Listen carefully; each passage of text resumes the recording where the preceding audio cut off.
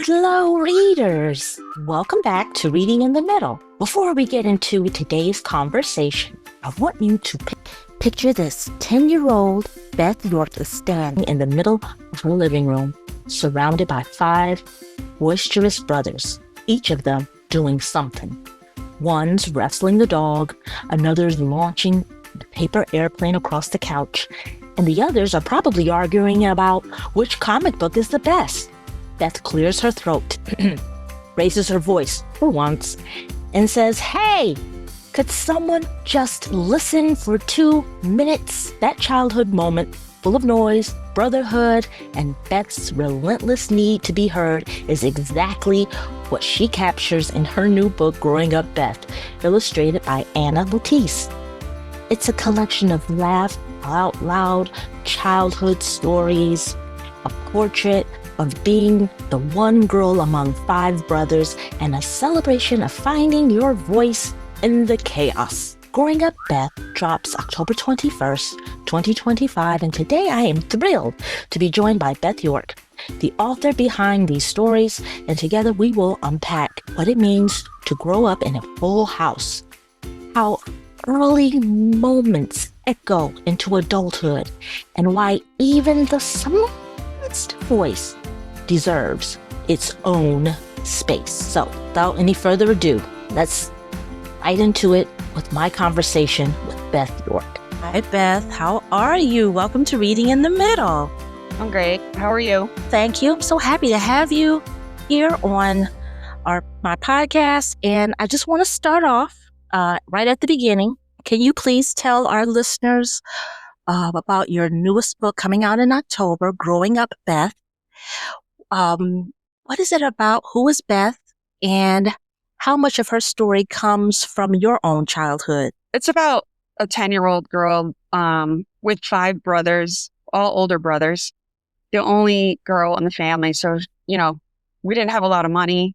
I got a lot of hand-me-downs, but this book is basically on my life, like getting myself into situations because of, my ADHD or whichever. And, my brother's just relentless, like not treating me like I'm a girl, That's basically the gist of it, really. Yeah, so one thing I loved about your book, because I was able to get a galley of it, is that it's like how it feels like flipping through a photo album. Where were there any scenes that came straight from your childhood with almost no changes? With almost no changes? Yes, the hand-me-down ones. The one with that my brother shot me in the arm when I had my new jacket, the only girl jacket I had, and he hit me with an arrow in my arm. Brand new jacket. Yep, that one wasn't. I didn't have to edit that one. I didn't have to do anything to that one really too much. Was it and what was it like looking back at your younger self and turning those memories into the stories for young people? Did you have was it like, oh man, I can't believe I remember this, and this is going to be great to share? What was that like having to recall those parts of your life? It's funny. Like, I look back and I'm like, oh my gosh, why would I do that? Or why would that happen? You know what I mean? Like, what was I thinking? It's funny because I'm still the same person, like I still do the same things. I haven't learned my lesson really.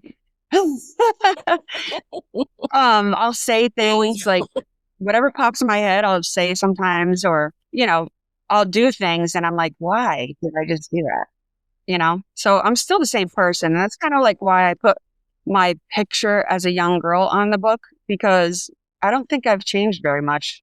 I still handle a lot of things with humor.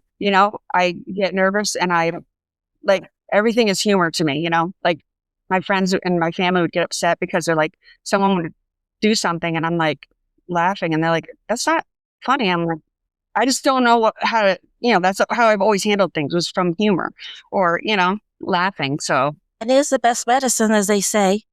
It is. To laugh and cry. Exactly. Right. And that was the choices, really. So, mm-hmm. Yeah.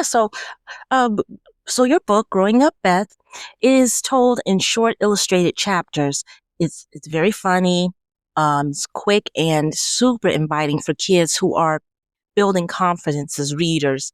Was that format something you knew you wanted from the start? I didn't know, I didn't realize we were going to call them episodes, but it ended up turning out to be that, which was really good because it's really good for kids that are just starting and they don't have a long, attention span. So like, read it quick, they put it down, they can go back to it and pick it up, because I know that's how I was. Like I would read something real quick. I don't want to keep going and going. I couldn't sit still as a kid. So it's really good for that, you know? It really is, and that's very helpful because it's like small chunks, and you can read it, and then you can come back and read it, and come back to it, and it's for that age group, but that's 6 to 9 years old. That's very helpful as well. And did you find Beth's voice, the way she talks, observes, and reacts, because she feels so real and so funny? And I know that's you, but how did you find that voice, knowing that it's yourself? How did you find it? That getting that little girl out again. Like I said, she's always still there. You know what I mean? It's just stories and things that have already happened. It's just putting them on paper, and kind of going through it and deciding what to actually keep and not keep on the paper. Don't you hate that we didn't have social media back then? I mean, that we didn't have like phones, because, everything is documented. Like these young people today can document everything. And although I have memories of the past, some stuff can get a little fuzzy. But that's the difference between the young people today and us growing up. That I never wrote anything down. I have like a journal from my childhood, but I think that's the only thing, and photos. But it is great when you looking back on the past as a young person. Oh, were there any specific conversations this you hope that your book sparks, like especially for educators who would have this in the classroom? They can use this book actually.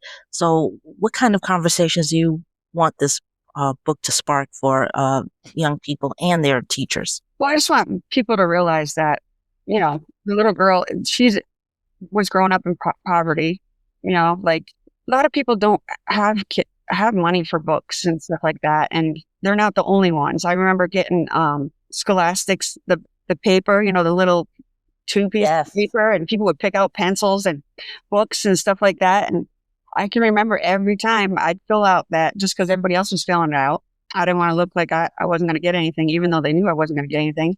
I knew I wasn't getting anything, but I still filled it out. And, everyone else got their stuff. I didn't get mine, but I just want them to, read it to kids and that kids relate to it, And they will.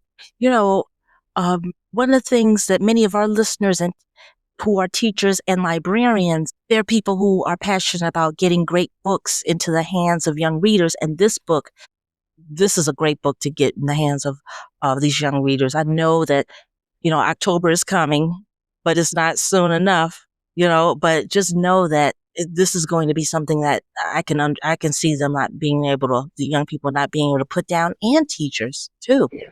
Now, Beth, let's talk about food. I forgot to mention this, specifically dinner time. So growing up in a big family, often meals, you were stretching the meals and stretching space and sometimes stretching patience. What was your household like when it came to meals, and how does that show up in Beth's world? It's a huge part in me growing up in our house. Like we ate dinner right at 5, and we had a small table. I mean, a small round table, and all of us had to fit. We had a bench for one, like we were squished, but we were eating together. You know what I mean? There was no separate eating. It was really important. And don't let the phone ring between 5 and 6 either, like there was no interruptions. We sat as a family and, talked about whatever was going on and where we had to be, and, how school went or what was coming up. So it was important. There's be arguments too, but yeah, that's another thing. You're right. People used to sit down and eat with each other. I mean, they used to do that. There are photos that I have of my family when we would just sit, eat breakfast together, eat dinner together. Right. And I think nowadays a lot of the technology, I always said technology is going to ruin things. It's going to ruin things. And to an extent it has, but by me not learning things because I refuse, because I'm like, it's going to like ruin people, it's done good too, but I just, kind of bit myself in the behind because I never learned things because I was about computers or this or that, because I was more family, what the kids are doing. I want to do that, it wasn't all that stuff. And I feel like a lot of families are missing that part, sitting down as a family and talking about their day and what's going on and what's wrong and what they need, as a family. And I agree. And that's what your book, it just brings that out so much. And I feel that it's very relatable to our young people who will be reading it. And that's one great thing about books for this age group. Now, did you have any involvement with the illustrator? Because I love the illustrations, and she does such a great job. Too much. I kind of, gave her a little description of, the family, but she took it and ran with it. She did a good job. She really did. And I love, I haven't been on a bike in so long. So when I was seeing those photos of, everyone on that bike, the banana seat, I was like, I forgot all about banana seats. You just don't hear that much anymore about bikes, but I haven't been on one, maybe a scooter, but not like a bike. Yeah. I think I remember so much because, like I said, I'm still living that. Every day it was never a boring day. There's so many people in the house that's doing their own thing, that's getting in trouble for their own thing. There was never just one of us on restriction. There was always two of us, for different reasons. But yeah, I just remember, I don't know, I can see it like it was yesterday, a lot of them, because they're funny. It's funny, not, even though at the time you're just frustrated. I'm sure, I know people were frustrated with me, because I had ADHD, I had dyslexia, reading comprehension, and I was all over the place. My mind was everywhere. So it was funny to me a lot of times, but it was aggravating, or I'm sure to people around me. But we laugh about it now. It's, there's like, but again, I'm still that same person. I'm still doing the same things. Like, I laugh at myself all the time. Now, has your family seen your book at all? They haven't. They have not. I just told them about it. So when it comes out, they'll get their copy. But nice. But they know it's coming out, right? It's coming. They're like, oh gosh, they don't even know which stories are in there, and which stories I'm working on for the next book, for the next. Excited. I would be excited if I knew one of my family members had a book about, their life, and I was going to be in it, and I would be truly excited. So I hope your family, I hope they're, excited about that, because you have so much, so many vignettes in there, sibling, funny sibling stories, and it's just really, it's just a great, relatable book, and it's something about, writing about family. That dynamic is just, it never tires. It's always interesting, because there's so many great stories, and your book has that in there. Although, you're coming from your experience in your life, there's someone out there that's going to read that and they're going to say, I can relate to that. Yes. I can relate, in school, at home. And that's the key. That is very much the key. They themselves connected so deeply. Mm-hmm. Yes, most definitely. That it's funny just to me that the things that I would do and say that just come out. It's just, I do or say, and it's like I said, it's always been the same since I was young. And even today, I when I told my brothers I was writing a book, they were like, "Yeah, right," And then they're like, you're really going to put us in there? I'm like, well, yeah, I'm going to put you in there.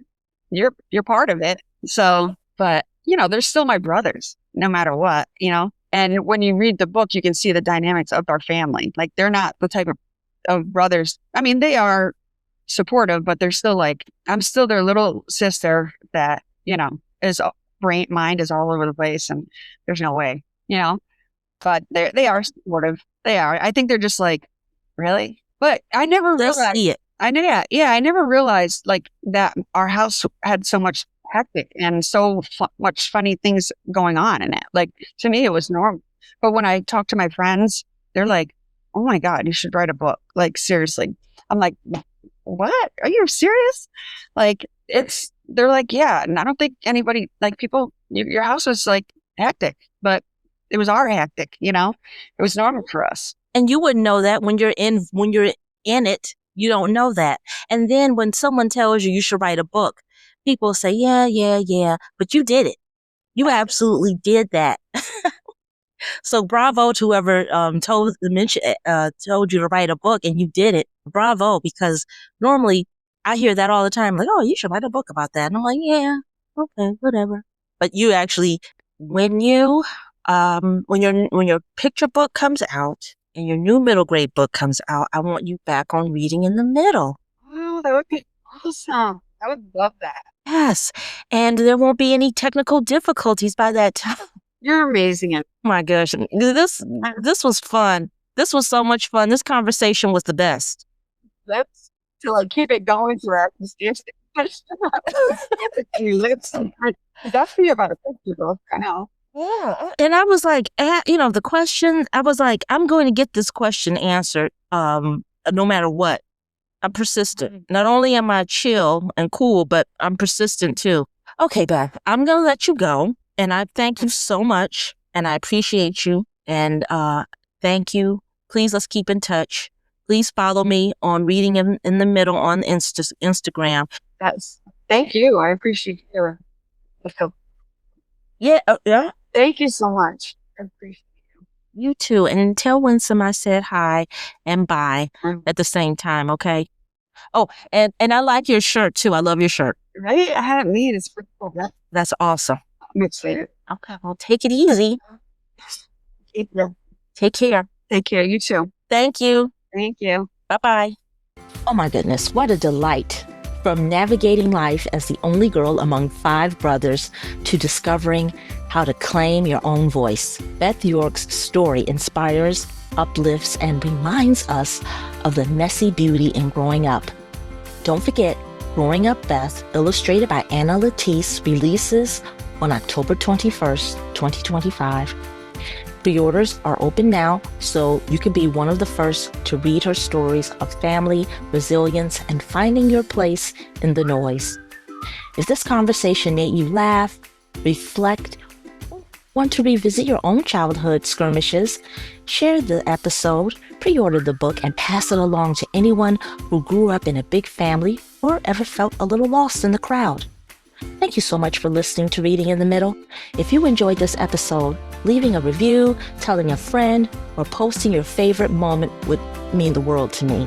Until next time, keep celebrating your story, stay curious, and remember, sometimes the most interesting voices grow out of the wildest chaos.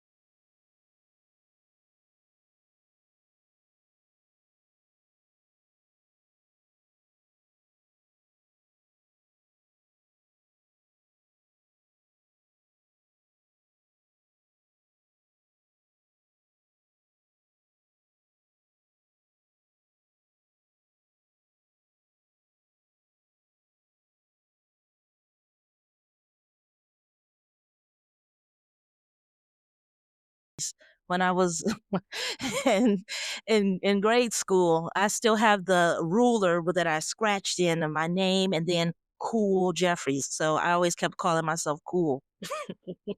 Super chill.